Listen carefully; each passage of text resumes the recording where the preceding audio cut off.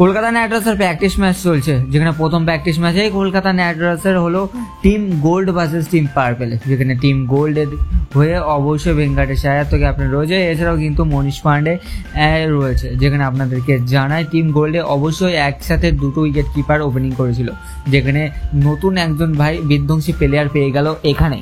তার কারণ আপনাদেরকে এটাই জানাবো যে কলকাতা নাইট রাইডার্সের 25 বলে 61 রান করেছে ভেঙ্কটেশ আয়ার, অন্যদিকে 24 বলে 46 রান করেছে লিবনাথ সুসাইদা। অবশ্যই হচ্ছে লিবনিথ সুসাইদা এও কিন্তু ভালো, কিন্তু আজকে আপনাদেরকে জানাই রাসেল কিন্তু একদম ইয়র্কারে আউট করেছে গুরবাজকে।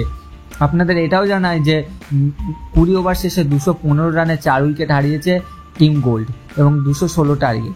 এবং আপনাদেরকে এটাও আরেকবারও জানিয়ে রাখি যে কলকাতা নাইট রাইডার্স একটা নতুন স্টার পেয়েছে, সেটা লিবনিথ সুসাইদা দুর্দান্ত পারফরমেন্স দিয়েছে এবং একের পর এক 6 হারিয়ে দিয়েছে। অবশ্যই 25 বলে এখানে ভালো খেলেছে আমাদের ভেঙ্কটেশ আয়ার, তা বলে আজকে আমরা একটা নতুন স্টার পেয়েছি। KKR স্টার প্লেয়ার তৈরি করে না, আরসিবিরা রেডি হয়ে যাও। অবশ্যই কমেন্টে জানাও KKR জিতবে নাকি আরসিবি জিতবে।